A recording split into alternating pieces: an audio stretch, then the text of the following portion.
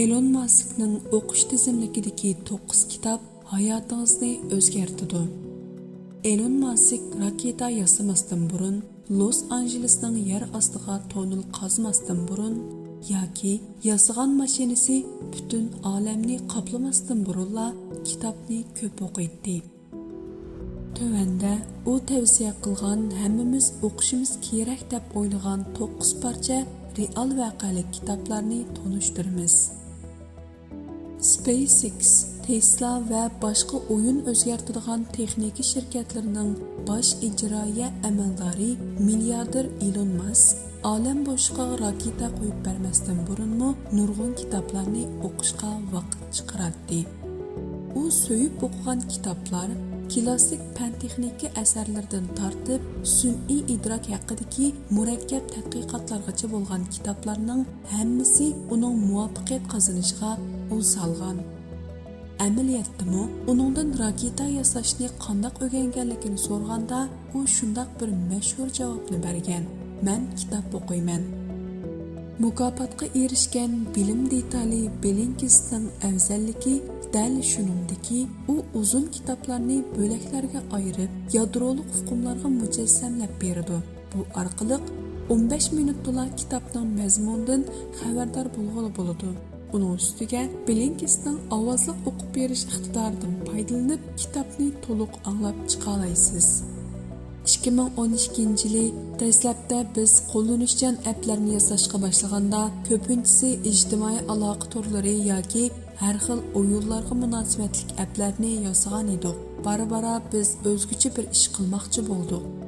Ya'ni kitob o'qish orqali boshqalarning hayotini o'zgartirishga yordam bera oladigan bir app yasab chiqmoqchi bo'ldik. Shuning bilan tanlangan kitoblar tizimligi orqali abonentlarimizni dunyoning har qaysi joylaridagi eng aqlli va bilimli kishilar yozgan va tavsiya qilgan nodir asarlar bilan ta'minlay oladigan bu app vujudga keldi, deydi Blinkistning bosh ijroiya amaldori Holger Saim apandi. Blinkistning eng yangi alohidaligi tanlangan kitoblar tizimligi bo'lib, bu tizimlik dunyodagi eng munavvar yozuvchilar va o'qirmanlarning tavsiyalarini asos qilgan holda Blinkist kutubxonasidagi 4500 dan ortiq nodir asarlardan tanlab tuzilgan. Undaqda biz Elon Muskning hayotini o'zgartgan kitoblarga qarab boqaylik. Bu kitoblarning hammasini Blinkist kutubxonasidan topqili bo'ladi. Elon Muskning eng yaxshi tanlashi. 1. Walter Isaacson yozgan Steve Jobs. Steve Jobs xuddi Elon Muskga o'xshash fan texnika sohasida yuqori imtiyozga ega kishi bo'lib, bu kitobda yangilik yaratuvchi, igilik tiklovchi va olma shirkatining qurg'uvchisi Steve Jobsning jafoliq, tavakkulchilik hayoti bayon qilingan. Kitobda Jobsning dastlabki hayot kechirmishlari orqali uning ruhiy, ma'naviyati hamda hayot musobasidagi boshdan kechirgan eng qiyinchilik, umidsiz kunlardan tortib dunyoviy fan texnikaning yuqori pallasiga chiqqichi bo'lgan muvaffaqiyatli tajriba saboqlari va bu yo'ldagi kurashlari tasvirlangan. Blinkist orqali 19 minutda bu kitobdagi muhim mazmunlardan voqif bo'la olasiz. 2. Stuart Russell yozgan insonlarning moslashuvchanligi. İnsanlarning moslashuvchanligi nomli bu kitobda sun'iy idrokning borliqqa kelishining nima uchun insoniyatning eng oxirgi harakati bo'lib qilish mumkinligi tushuntirilgan. Hamda Elon Musk bu mazmunni nihoyat ko'p tilga olgan. Kitobda jamiyatimiz duch kelayotgan yoshirin ofatga diqqat qilish va uningdan saqlanish uchun nima qilish kerakligi mulohiza qilingan. Blinkist orqali 12 minutda bu kitobdagi muhim mazmunlardan voqif bo'la olasiz. 3. Peter Thiel bilan Blake Master yozgan 0dan 1gacha. Elon Musk bu kitobni Twitterda mundaq maqtab yozgan. Bu kitobda Peter Thielning qanday qilib ko'p qatim bo'sish xarakterli shirkat qurganligi tasvirlangan. 0dan 1gacha nomli bu kitobda avtor qanday qilganda shirkatlarning kelgusini texmi yaxshi mo'ljalligini bo'lganligi va qanday tadbirlarni qo'llanganda muvaffaqiyatli igilik tiklashga kafolatlik qilg'ili bo'lganligi ustida izlangan. Abdur özünün keçirmişleri orqali kitapning muhim nuqtalarini texmo hayotiy kuchga ega qilgan. Blinkist orqali 18 minutda bu kitobdagi muhim mazmunlardan voqif bo'la olasiz. 4. Naomi Oreskes bilan Erik McConway yozgan Gumon savdogarlari. Bu kitobda dunyodagi muhit, tamaki chekish va yadro qurollari to'g'risidagi dunyoviy muhim ilmiy talash-tartishlar ustida izlangan. Bir qism dangliq olimlar o'zining shuhratidan foydalanib, asosiy taratqularda bu masalalarni qandoq burmilganligi va bu orqali bir turkum korxona va kasblarning manfaatini qo'llash maqsadiga yetganligi oshkorlangan. Blinkist orqali 13 minutda bu kitobdagi muhim mazmunlardan voqif bo'la olasiz. 5. Max Tegmark yozgan Hayot 3.0. Agar siz bu tizimlikdagi kitoblarning o'rtaq bir alohidaligini his qilayotgan bo'lsangiz, Elon Muskning haqiqatan sun'iy idrokning kelgusi ustida izlanayotganligini bila olasiz. Bu kitobda Med professori Max Tegmark qanday qilganda sun'iy idrokni insonlarning hayotiga foydali qilg'il bo'lganligi hamda texnika taraqqiyotini insoniyatning kelgusi nishoni bilan moslashtirishni kapolatga ega qilg'ili bo'lganligi to'g'risida izlangan. Bu kitob Elon Musk tavsiya qilayotgan sun'iy idrokning insoniyat dunyosiga buzg'unchilik olib kelmasdan aktiv energiyalik foyda olib kelishi ustida izlangan oz bir qism kitoblarning biridir. Blinkist orqali 13 minutda bu kitobdagi muhim mazmunlardan voqif bo'la olasiz. Sean M. Carroll yozgan Buyuk manzara. Elon Musk diqqatini insoniyatning kelgusi, kelib chiqishi hamda ko'p xil sayyoralarda yashashini amalga oshirishga markazlashtirgan.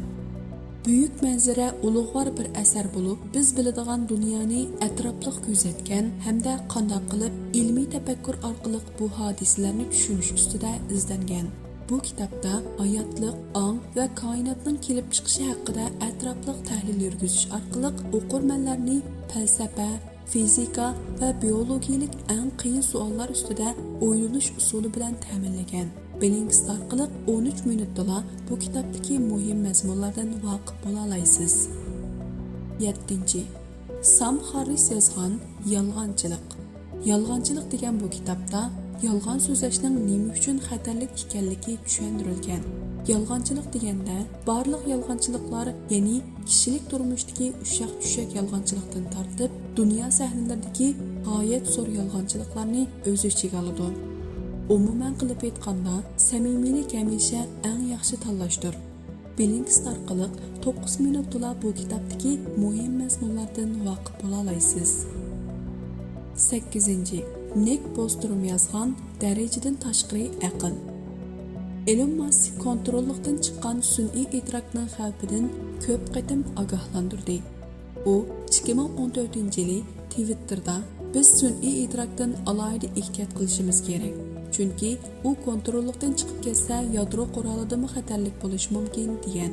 Bu xatarlarning nima uchun shuncha qo'rqinchli ekanligini bilish uchun Elon Musk Darajadan tashqari aql degan kitobni o'qishni tavsiya qilgan. Bu kitobda mubodi hisoblash mashinasining aqli insonlarning aql parosidan eshib ketsa, nima oqibatlarning yuz berganligi to'g'risidagi tasavvurlar dadillik bilan o'ttirib qo'yilgan. Blinkist orqali 15 minutda bu kitobdagi muhim mazmunlardan voqif bo'la olasiz. 9. Adam Smith yozgan Davlatlarning boyligi. Davlatlarning boyligi bu iqtisodiy tadqiqotdagi ta'siri eng kuchli nodir asar bo'lib, kitobda qanday qilganda davlatlarning boyligini oshirg'ili bo'lganligi to'g'riliq cho'nqur tadqiqot elib berilgan. Adam Smithning mastonasi bo'lgan Elon Musk hatto Twitterda "Yashsin Adam Smith" deb yozgan. Adam Smith shaxslarning erkin bozorda o'z manfaatini erkin ozoda qo'g'lishiga yo'l qo'yilishi, davlatlarning aralashib olmasligini, shunday qilganda davlatlarning rovnaq topalaydiganligini tavsiya qilgan. Blinkist orqali 9 minutda bu kitobdagi muhim mazmunlardan voqif bo'la olasiz. Yaxshilardan o'g'inish.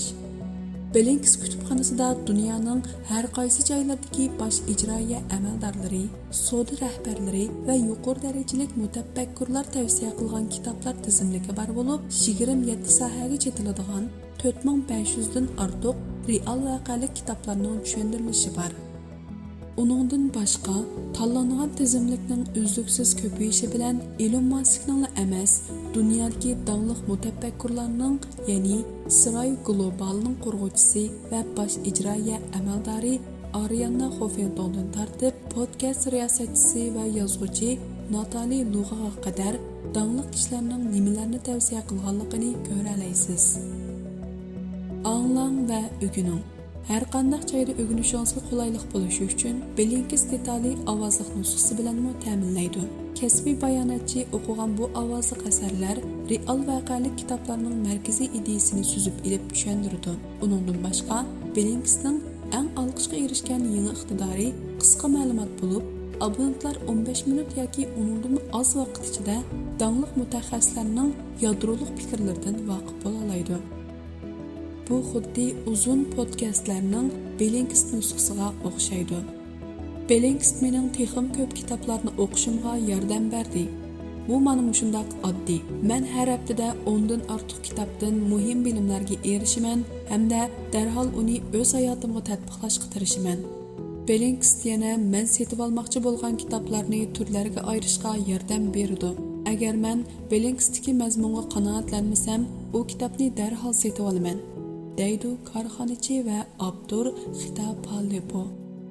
Elon Musk tavsiya qilgan kitoblardan huzurlanay desangiz, Bellingcatni ishlatishni bugunla boshlang.